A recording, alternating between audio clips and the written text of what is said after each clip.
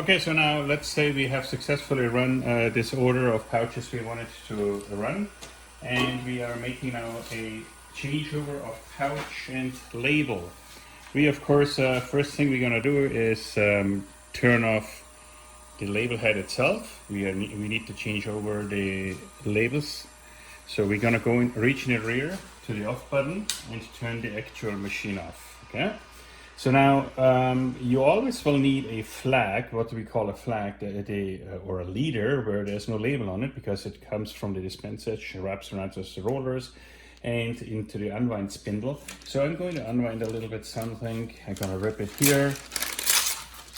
And now I can take this label off from all the rollers. Now I open this spindle here. This crimps the label reel on it, and now I'm just pulling the label back like that.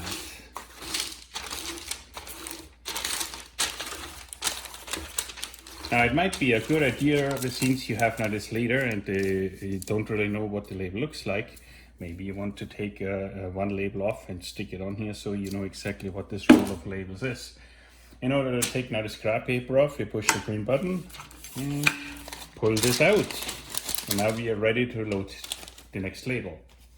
Cut. So now we start with the empty label head that has no labels on it. We put a new label roll onto the machine, and per the threading diagram, we follow the threading diagram with the labels, just so.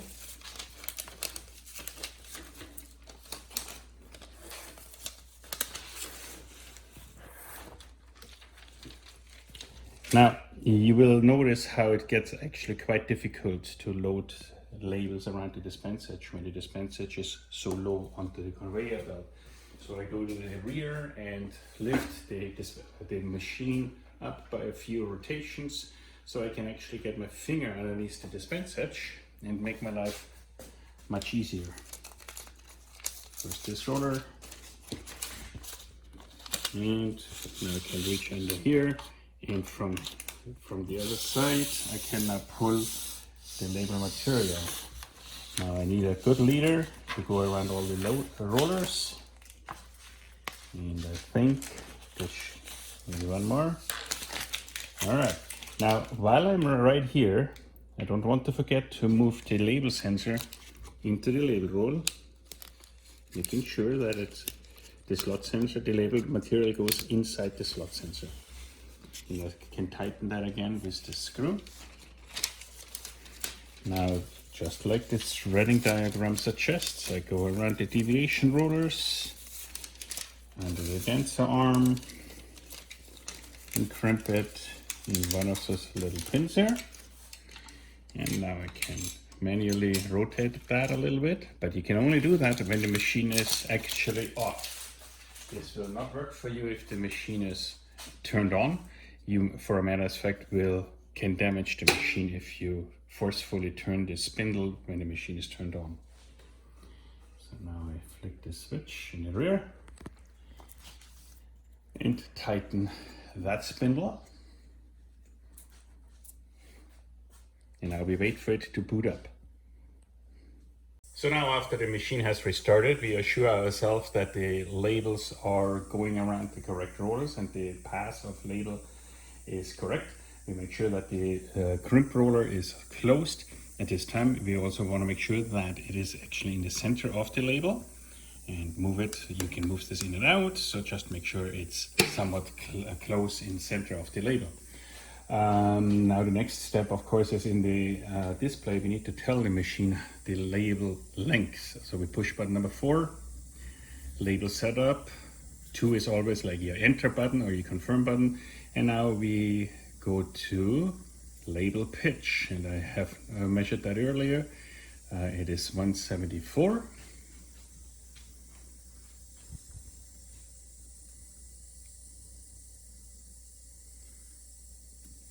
Okay, so now for right now, we can leave this alone, and we set up now the pouch. So now, in order to set up the loading platform, we only use one pouch. Don't use an entire stack. Just do your job right now with one pouch alone. Put it in like this. And leave always one side static. Don't, if you adjust the rear side, adjust it once to where you want it, but then lock it down and never touch it, because you want to make sure with a square edge that this actually is square, this is the loading platform and the conveyor. So the only adjustment we want to make now is on the rear side, on the front side. You open those handles, you pull the side guide out. Now you just make sure that everything is somewhat square, lined up. Fine adjustments to be made later. So now let's assume we want to put this long label right here on this side of the pouch. So of course we need to move this pouch into the same path. And you can move this with your hand. So now at this time we want to lower the label head and also move it over.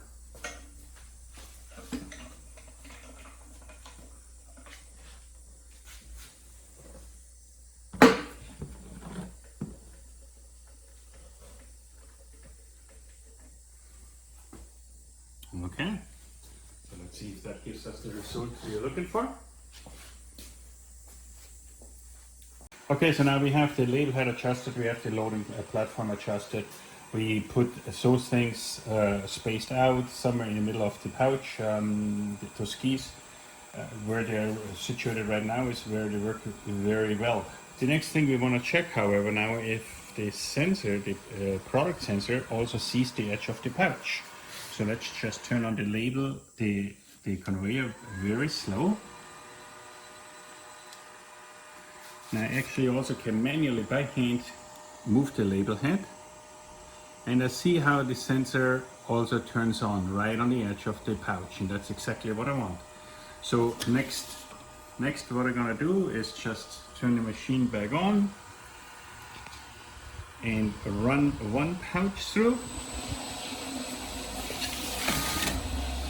And I notice now how this label is being applied right here. Now you can see how the label is, has a gap here and no gap there. You adjust that with the tolerance of your loading platform. You may need to adjust this back and forth a little, or you simply just need to adjust this front edge a little bit to change the position of that pouch. If you make it of course too tight, it won't run at all.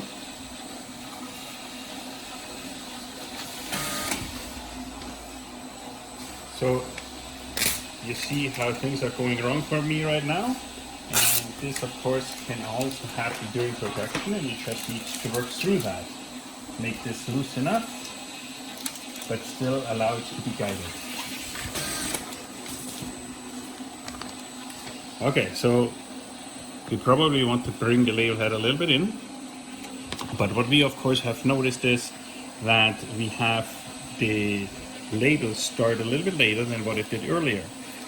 That tells me we need to reteach that label sensor. Notice that you had the label walk up and down, then you need to reteach the sensor. If you have massive color tolerances or color choices, or color changes rather, between pouches, we have this color, we have this brown color. We are teaching the sensor what to see, and we're teaching the sensor what not to see. And if the color changes drastically, it can make mistakes that way. So by hand, I'm going to move now this conveyor forward. And we notice how the sensor is not turning on. So we just teach it to do that right here and there. Forward button 2 seconds, pouch out, rear button 2 seconds. And now if I move the pouch back in, it should turn on right on the edge. That's exactly what we want to see. So sometimes it's beneficial to just manually turn the conveyor belt by hand, which you can do when you want to teach this labels, this product sensor.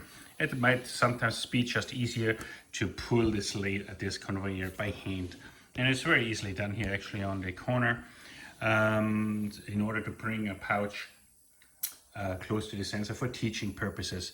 And what you will then do probably as well is move the conveyor back and forth a little. Now let me show you what happens when you actually move the conveyor backwards. Now you see status APSF direction. So APSF is the speed encoder. So all I have to do is just push this arrow, acknowledge that arrow, and I push this button again, and I'm back in online. In order to get offline, of course, button number 2.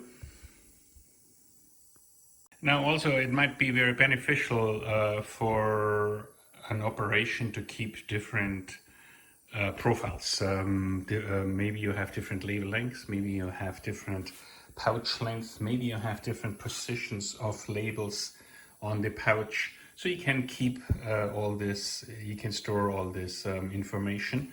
And let's try to do this now with this very label. That label is applying on this pouch right here on the side, somewhere in the middle. Now we're gonna just teach the machine or store that profile, and we do that in machine setup. Button 2 always says confirm, store product profile, yes. Yes, I want to store a profile. Now you see this blinking. Now I'm gonna push button number 4 to get rid of this. And now I'm gonna call that anything I want. So let's just call that spine.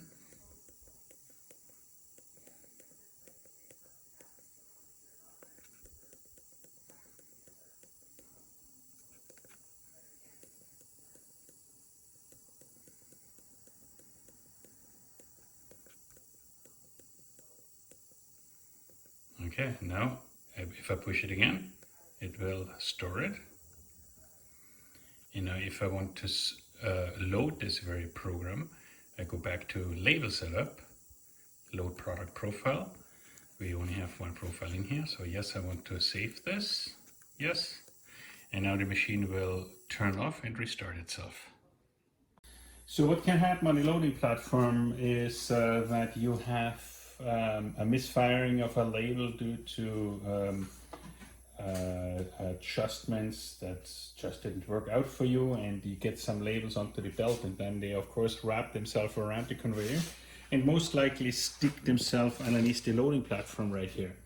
Now if there's a label and it doesn't bother nothing, I guess you don't have to worry about it.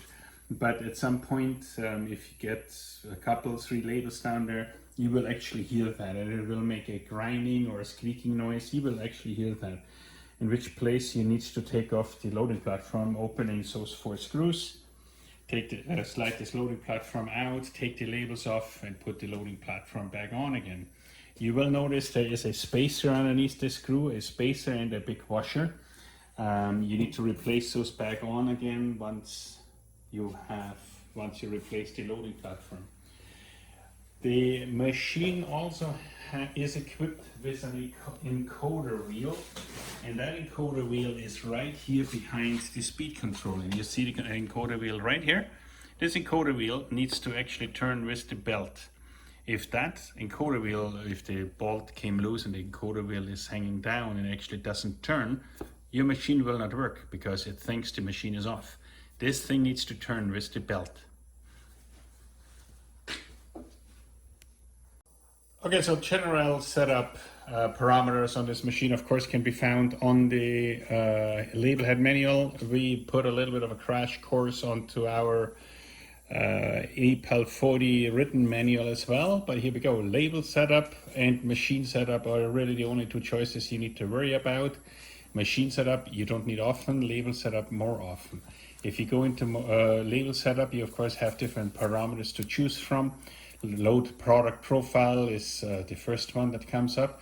Gap detection mode, not to worry. Dispense speed, not to worry, it's encoded. Slew speed is basically the speed the next label is being forwarded if there is a missing label on the roll, so don't worry about it. Label pitch is your actual label length. You always need to put that in. You need to measure your labels, label plus gap. That is label pitch. So the beginning of one label to the beginning of the next label, in other words. Label stop offs, that means how much label is sticking out right here. So you can tell the machine how much more label to forward after the label sensor has seen the gap. And then start offset is the position of the label on your product. And product length, of course, is the actual length of your pouch or whatever you're running underneath. You always want to have that a little bit longer than the actual pouch or product, just in case to not have any second triggers coming from your product. And the rest you don't really need to worry about too much. When you make a label changeover and you want to save that, then of course you do that in machine setup under store product profile. And then when you saved a profile, you can select that under load product profile. Okay. Now, as in general for the overall APEL40 pouch labeler, a couple things to take note of. When we ship the machine, we always take the dispense edge off right here. We put the dispense edge into a box and we lower this label head down onto the conveyor and to protect it and make the machine not top heavy. So you need to lift the machine back up on the crank in behind and put this this dispense edge back on. If the sensor position changes, if the tilt of the sensor changes, and the sensor is not performing to manufacturer setup, you need to reteach it. Maybe you need to reset the actual tilt of the sensor. As you can see right now, it's about a 45 degree. And it should work for every pouch you have. If you need to sometimes reteach it, so be it. You make sure that the actual skis that push the pouch down onto the belt actually do not touch the belt. You want to have some air in between the belt and the actual ski. If those touch, you will of course wear out the belt, but you probably also would hear it from happening.